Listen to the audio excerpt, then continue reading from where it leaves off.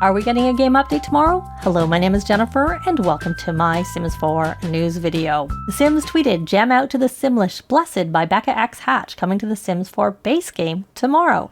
See your performance on YouTube." And they linked to an earlier tweet, which actually has a video showing her conversion of her song to Simlish. It's in a playlist with another song by Anita that was converted to Simlish previously. I will link to that playlist down below if you want to check that out. So the reason I think this is coming in a game update versus an SDX drop is, one, SDX drops generally tend to be on Wednesdays and tomorrow is a Tuesday. And two, more to the point, we know we are getting some bug fixes from the laundry list we got last week, which I show here on the screen. But if you want more details, I have a separate video, which I will link down below and at the end.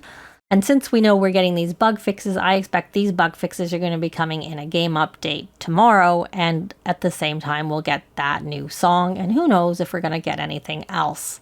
If you're wondering when the game update might be expected, assuming it is tomorrow, 10 a.m. Pacific is the usual time for game updates. And I have a screenshot showing that shows 3 other time zones, so you can see approximately when it might be for you or exactly if you're in any of those time zones. But I will also link down below to a time zone converter that will actually tell you when the update would be in your own time zone, assuming it is at 10 a.m. Pacific, which is the usual time for game updates. Now, if you're wondering how to prepare for the game update, this is mostly for computer players, but there are some elements that are relevant for console players.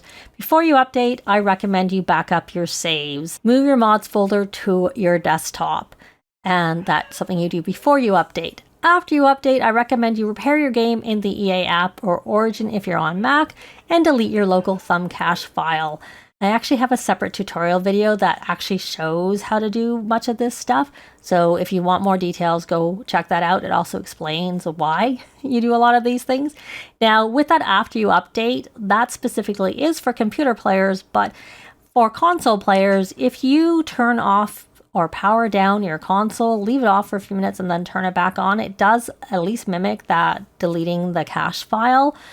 And I'd recommend that you do that after the update for the same reasons I recommend it for the computer players, because essentially it can head off any issues that you may have. Now, as a reminder, mods and custom content are automatically disabled with most updates, and I expect with this update. Usually it's the exception where they're not. It's usually like a really minor update, like when they disabled the losing tooth with growing together. They weren't disabled with that, but that's the exception, like I said, as opposed to the norm. Now, if you want to temporarily avoid the update, turn off automatic updates and go offline with EA app or Origin. And if you want more information about the EA app, I do have a separate video on that, because my tutorial video on how to prepare is on Origin versus on the EA app, but I do cover all that stuff in my EA app video, and I actually probably should do a separate tutorial video now that things have changed a little bit. But right now the information is there, just in 2 separate videos. So are you excited for getting a game update and seeing some bug fixes? That's the main thing I'm interested in. But I'll also be back with a video, assuming we get an update afterwards, to say the impact, if any, on mods and any other things, as I usually do.